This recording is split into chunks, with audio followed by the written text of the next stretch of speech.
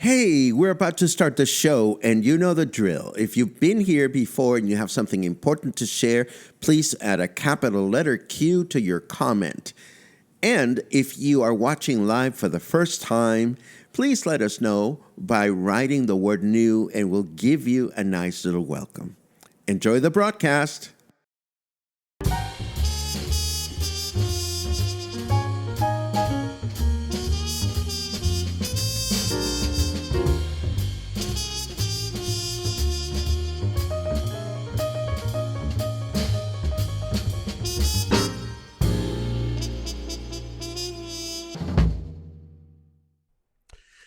Good morning, everyone. Welcome back to Coffee and Headlines. Here we are, getting ready to connect with news from our city. Wait, hold on. There you go. Getting ready to connect with news from our city, state, and country, and connect with whatever you bring to the table in terms of what you're doing here, what you'd like to do here. Of course, here is Puerto Vallarta, and we are a community of English-speaking locals just hoping to get the best we can get or the best connections we can make with our city. And I don't know why I'm rambling today, so I will just stop and say that it is 28th of February. Tomorrow is the last day of the month. Tomorrow is the bar leap that we've been announcing and we've been excited about for the last week or so. And today we have all kinds of interesting news. We're going to have a crash course in Mexican politics. Well, not really in Mexican politics, but we have some news about the federal deputies. We finally know who the candidates for the federal deputy are. Yes, the federal deputies are for Puerto Vallarta. So I'm going to talk a little bit about the difference between a local deputy and a federal deputy. Then we have an announcement of a new gay hotel, a new luxury gay hotel coming to Puerto Vallarta. And other news, I don't want to get ahead of myself.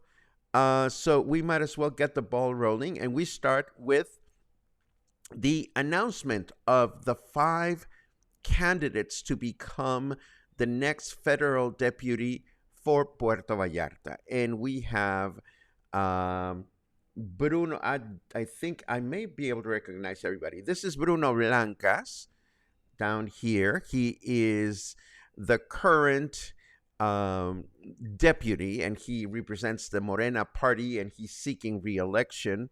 And then for the Partido Verde Ecologista, the Green Ecology Party, we have Magali Fregoso, who I think is this lady over here, whose eyes we cannot even see, but that's okay. The party is looking to, they've chosen a woman who is also a very well-known business leader here in town. And then for the Partido del Trabajo, or the Labor Party, we have Raúl Salvador Blancas, who I think it's this gentleman down here. No, this gentleman down here. He works at CEAPAL and is very close to Mayor Michel. And then for the Movimiento Ciudadano, we have Susana Rodríguez Mejia. Susana Rodríguez Mejia, she has been the director of beach tourism here in Puerto Vallarta. In the state of Jalisco, my bad. And she has also been a strong promoter of the vehicle verification program in our state. And then for Alianza Fuerza y Corazón, which is the PAN, PRI, and PRD coalition, we have Gerardo Lopez Villaseñor, who is a telecommunications businessman with pretty eyes. So these are the five candidates for federal deputy for Puerto Vallarta. Now, you may wonder what is the difference between a federal deputy and a local deputy in Mexican law. So I'm going to just unpack this for your reference, because we have two deputies. We get the local deputy and the federal deputy. Now, the federal deputy is a representative of our municipality tasked with overseeing the work of the federal government, as well as creating, modifying, or repealing laws that apply to the entire national territory, which in other words means amending the Constitution.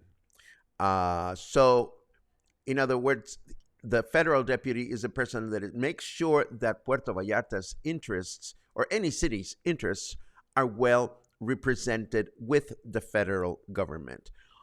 On the other hand, a local deputy is charged with the responsibility to accept, modify, or reject the expenditure during the fiscal year of the state government, as well as the creation, proposal, and acceptance of laws for the state.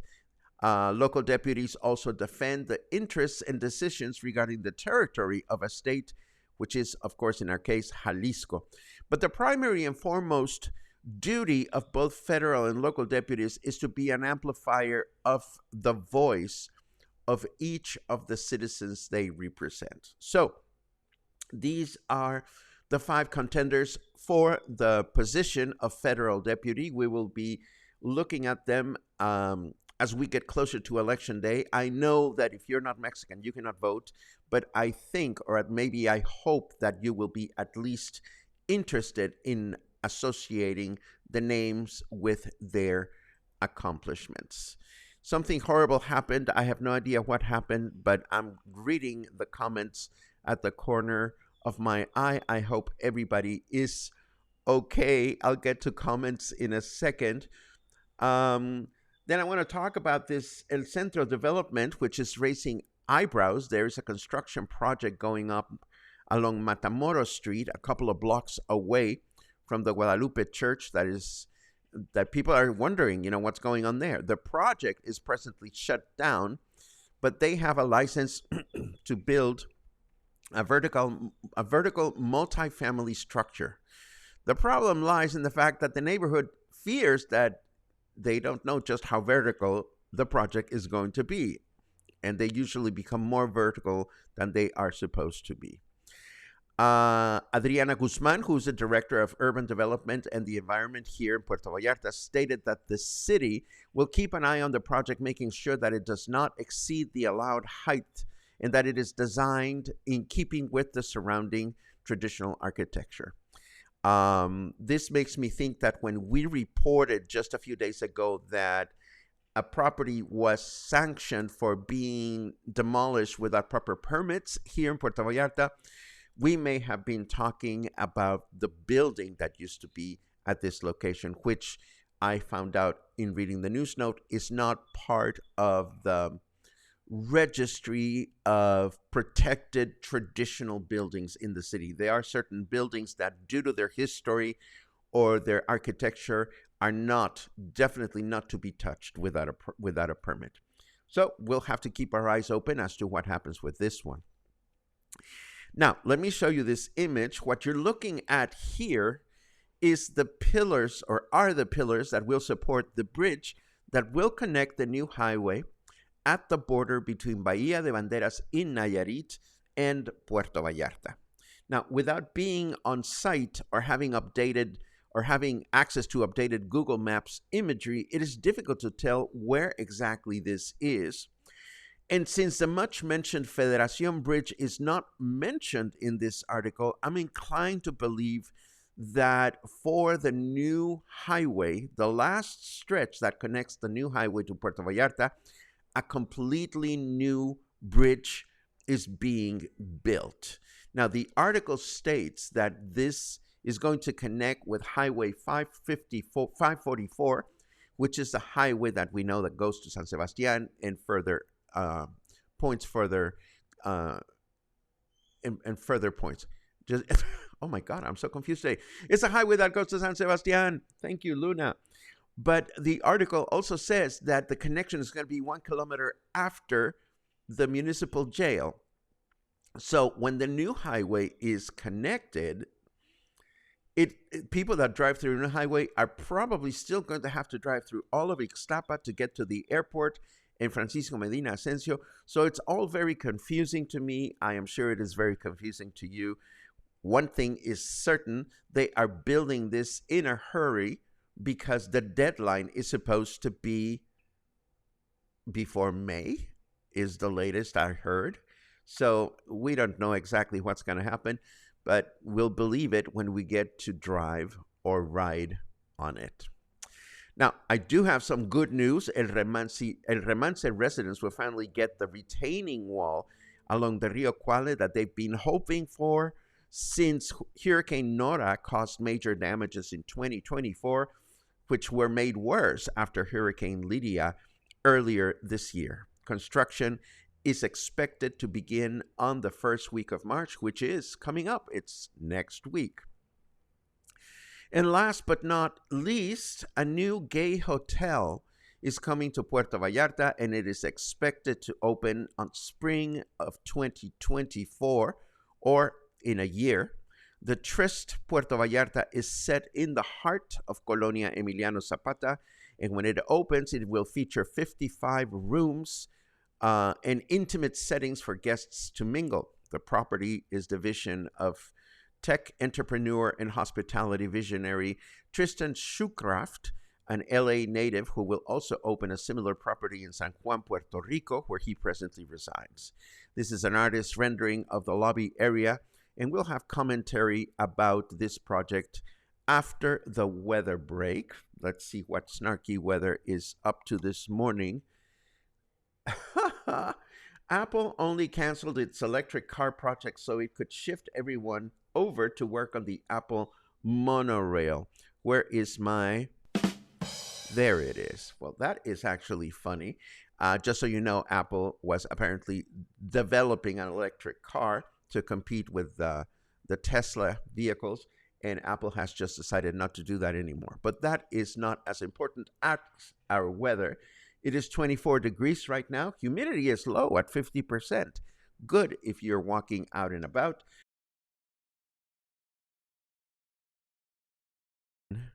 I did it again. My bad.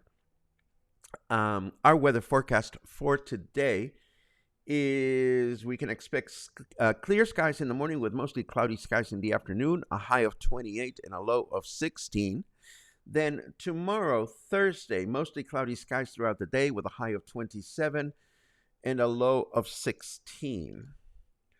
And then Friday, we're going to have mostly cloudy skies throughout the day with a high of 28 and a low of 16. And now, what is next? Da, da, da, da, da, da. Oh, yes. Let us unpack this gay hotel for a second. And this is purely my opinion. This is not news. Let's talk about the hotel, or at least let's talk about the name, Trist. Of course, being curious, I went ahead and did some research to find out what the word tryst means, because it was a new word in my vocabulary. And I found out that it is a private romantic rendezvous between lovers, which sounds lovely.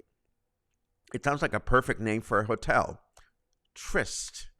Now, here's the thing, and this is just me being me. You can actually go to the bathroom while I spend 5 minutes shading this. But, you know, the word tryst, I even have to think about it when I say it. It's difficult to say when you're a native Spanish speaker. It almost sounds like I can imagine people who don't speak English calling it the Trist Hotel, which just on its own sounds really silly. Oh, let's go to El Triste. And it's just sad for me to see that all these businesses arrive in Puerto Vallarta with names in another language that is weird to pronounce if you're a native Spanish speaker. And to make things matter worse, well, let's talk about how we say words from other languages. I can guarantee that most people will call it el triste, or they will call it el triste, because it's quite common to add like a vowel at the end of a word. And do you know what the word triste means? It means sad. So, it is sad that yet another important business comes into our city. I seriously doubt that their PR department gave some thought as to whether the name was easy to pronounce or not, or whether the name had any reference to our local culture or, heaven forbid, our local language. But this is just me watching Colonia Emiliano Zapata become not Mexican. It is so clear to me that in the future it will continue to be a tourist area. But man, if you come here looking for Mexico, you're not going to find it in Colonia Emiliano Zapata. So, oh my God. And of course, Paul is watching, who owns another gay hotel. I love it, Piva, that you're here. And of course, I talked to a couple of my Intel friends, and apparently the El Triste, the sad hotel, is going to be located in that building right across from Parque Lázaro Cárdenas, that strange building that lost a couple of floors and is being currently built or fixed or God knows. So a person that watches the broadcast that has a lot of connections with hotels and this, that, and the other told me that he'll believe it when he sees it. So I look forward to going to El Triste when it opens because it looks very pretty. And that is the end of... Oh, yes. Is it Friday? No, it's not Friday. My bad. This is the button that I wanted. That is the end of my snarky comment on El Triste. Good luck to them. I also want to remind you of our meet and greet survey. We want to make sure that moving forward, we continue to provide you the experience that you want and deserve with our quarterly meet and greets. Some responses have come in and they have provided very valuable information. But I'm going to be frank with you. If we don't get enough answers on this survey, regardless of what kind of experience you would like to enjoy at a meet and greet, if we don't get enough responses to the survey, my conclusion is going to be that meet and greets are simply not important to you. So they may be. And if they're not important to you, that's okay too. But if you have enjoyed the meet and greets and you want to continue enjoying them, please take 3 minutes of your day to answer the survey, and the survey link will be included in the show notes. I'm totally distracted because I am reading your comments and I'm just laughing out loud. Well, not out loud. I'm laughing inside. I also want to remind you that tomorrow we have a members only live at 4 p.m. What's on your mind? This will be a great opportunity for you to come on the show as my guest if you choose to. If you are a member, you should have received an email message with all the instructions. If you become a member, member after the announcement, I will send out the instructions again tomorrow, 1 hour before the meet and greet, so that everybody gets a chance to participate.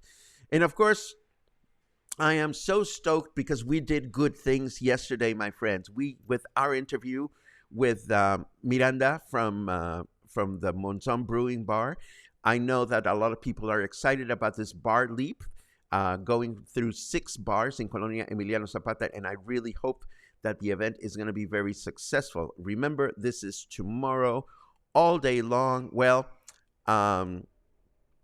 in the afternoon. Don't go drinking cocktails in the morning.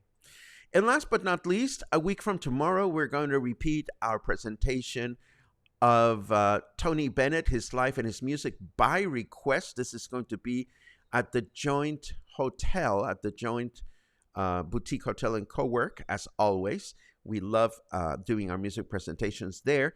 And I think that brings us to Chit Chat. Let's see what you guys are thinking. Let's see what you guys are talking about. And I'm looking for cues. In the meantime, I'm looking at all your good mornings, which are always wonderful to see. And da-da-da-da. Let's see.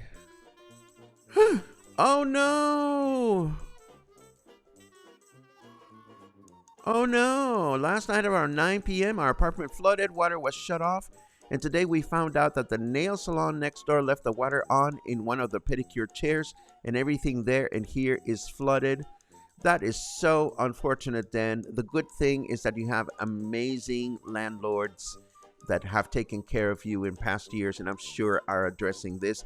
But do let me know if you need a helping hand. Let's see what else. Oh, this doesn't have a cue, but I love good news. Our home in Las Glorias will be ready for delivery in late June. Congratulations, Charles. I don't know exactly where in Las Glorias you're going to be, but Las Glorias is a great neighborhood. It's close to Versailles, it's close to supermarkets, it's close to the beach. How wonderful is that? Let's see what else we have. Do-do-do-do-do. Ba-dum-bum-bum-bum-bum. Aha. This has to do with the highway. Paul drives much more than I do. Pretty sure this bridge will be a link from the PV Compostela Autopista to the also planned new libramiento that will go through mountains, including Ejido, Jorullo, and connecting with Highway 200 well south of Puerto Vallarta near Tomatlan.